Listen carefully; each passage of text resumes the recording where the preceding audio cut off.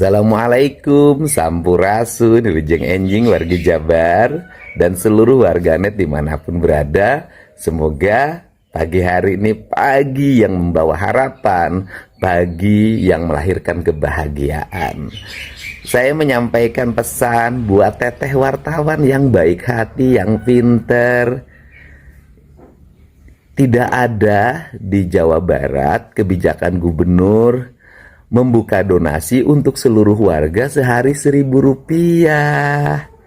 Yang ada adalah gubernur meminta warga memperkuat solidaritas sosial dengan mengoptimalkan tradisi yang sudah berkembang di Jawa Barat, namanya Beas Perelek, namanya gerakan Gasibu, yang saya menyebutnya hari ini adalah Poe Ibu. Jadi gerakan Beas Perelek kalau di desa dulu Gasibu, atau saya nyebut Poe Ibu, itu adalah kebiasaan warga Jabar di tingkat RT maupun RW setiap malam biasanya nyimpen uang Rp1.000 di kotak di depan rumah atau diganti dengan beras, disimpan dalam ruas bambu. Uang itu digunakan untuk membantu warganya yang kesusahan. Dan saya sampaikan, fiskal Jawa Barat untuk menangani pendidikan, kesehatan masih relatif baik. Dan himbauan saya itu bertujuan untuk menangani masalah warga yang tidak dianggarkan di APBD, karena itu tidak mungkin dianggarkan. Contoh, Maicih sakit, ke rumah sakitnya tidak punya ongkos. Kan tidak mungkin APBD direncanakan menulis kalimat Maicih sakit, kan tidak mungkin, karena itu peristiwa yang tidak bisa diduga dan sifatnya terlalu banyak orangnya, beda dengan bencana alam. Atau misalnya dia di rumah sakit, BPJS-nya tidak bisa mengcover terhadap sakit yang dia alami, atau ada korban begal dan di BPJS-nya korban begal nggak bisa di cover, atau di BPJS-nya habis masa berlakunya karena tidak dibayar. Kenapa tidak dibayar? Karena orangnya dulu mampu, sekarang tidak mampu. Nah, itu ditangani lewat gerakan rereongan Sarebu di tingkat RT, diselenggarakan oleh RT, di tingkat RW diselenggarakan oleh RW, di tingkat kelurahan diselenggarakan oleh kelurahan, di tingkat kabupaten diselenggarakan oleh bupati dan wali kota. Jadi gubernur tidak memungut sama sekali. Gubernur itu hanya mengelola rereongan dari ASN Provinsi Jawa Barat. Itu pun bagi yang mau, yang tidak mau juga tidak apa-apa.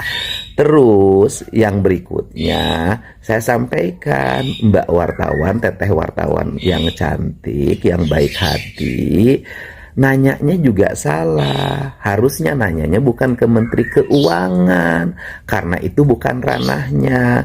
Penguatan ketahanan sosial itu ranahnya Menteri Sosial, jadi nanyanya harusnya di Menteri Sosial, tidak kepada Menteri Keuangan di Balai Kota Jakarta.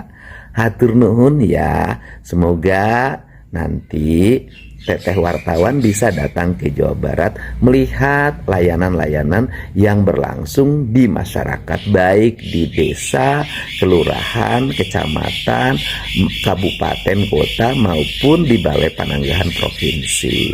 Atur nuhun ya, semoga sehat selalu. Mari kita hidup saling mengasihi, saling mencintai, saling melindungi, saling mengayomi.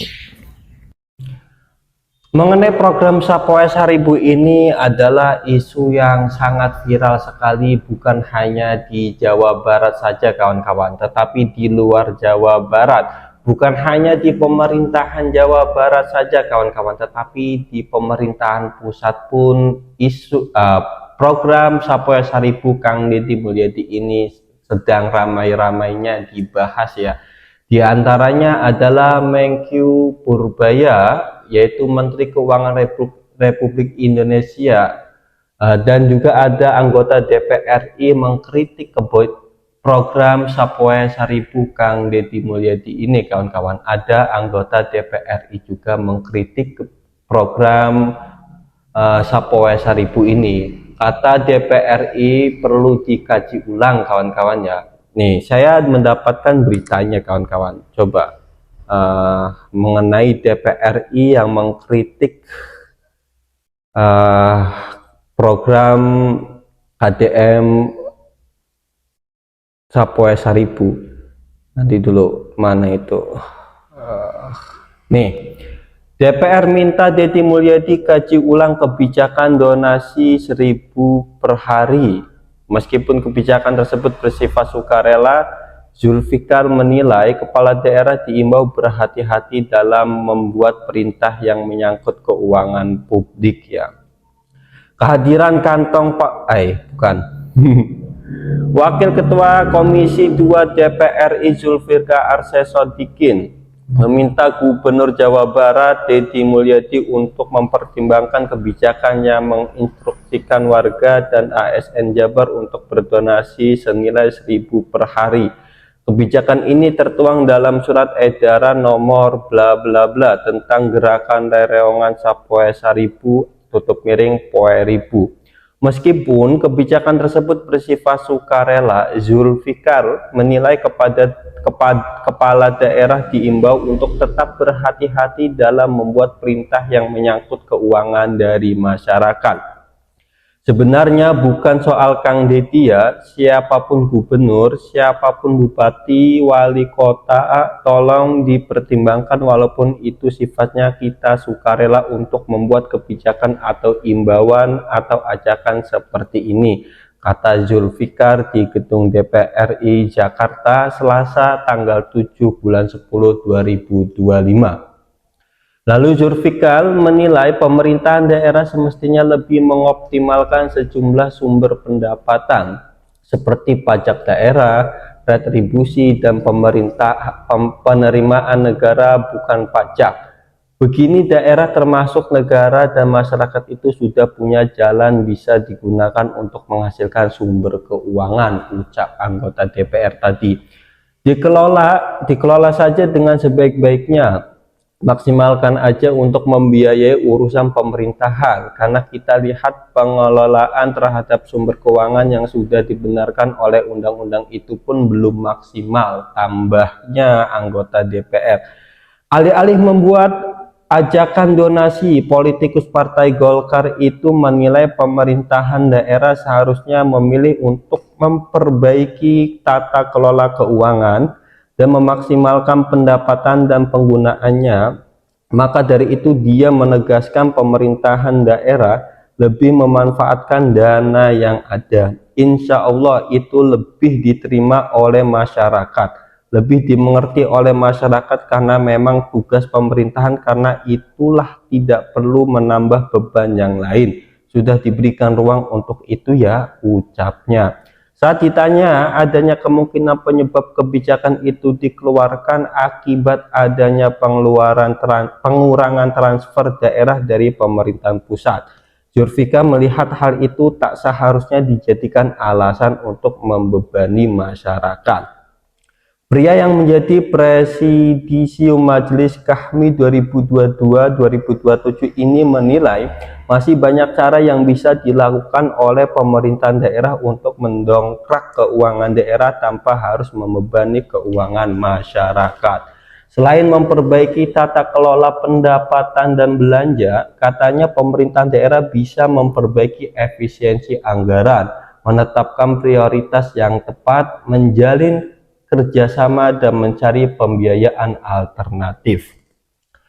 Jangan terus yang keluar itu keluhan, karena masih ada jalan. Dengan undang-undang yang ada kita bisa mengelola lebih baik sumber keuangan yang sudah didapatkan daerah, tutur anggota DPR tadi.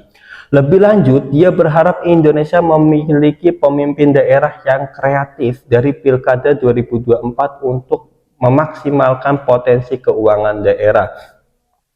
Kita butuh pemimpin yang makin kreatif dan inovatif. Mereka harus tahu kondisi masyarakatnya, bisa bekerja sama dengan para ahli dan pengelola potensi daerah untuk menarik investasi. Dari situ ekonomi bisa bergerak dan menghasilkan uang tutupnya. Sebelumnya, Gubernur Jawa Barat Deddy Mulyadi mengeluarkan surat edaran mendorong aparatur sipil negara atau ASN, siswa sekolah hingga masyarakat untuk berdonasi sebesar 1.000 per hari. Gerakan ini diinisiasi untuk mengejawahtakan prinsip sile asah, sile asuh, sile asah, sile asih, sile asuh.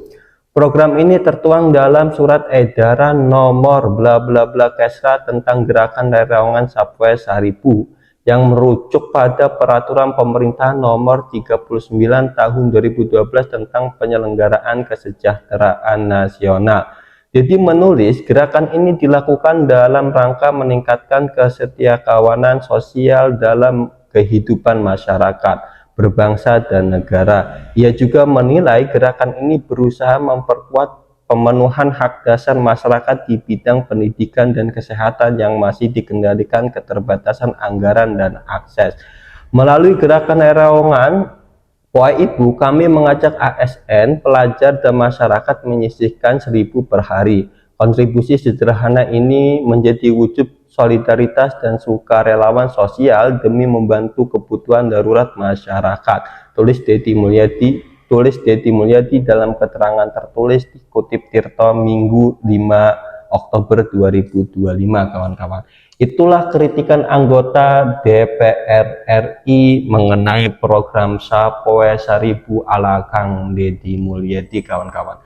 Saya ulangi lagi, program ini adalah program yang sedang ramai-ramainya dibicarakan oleh publik, baik pejabat atau masyarakat. Oleh karena itu, kalau kita lihat di channel Kang Deddy Mulyadi, khususnya channel TikTok, Kang Deddy Mulyadi tidak henti-hentinya memberi penjelasan mengenai program Sapoe 1000 ini, kawan-kawan.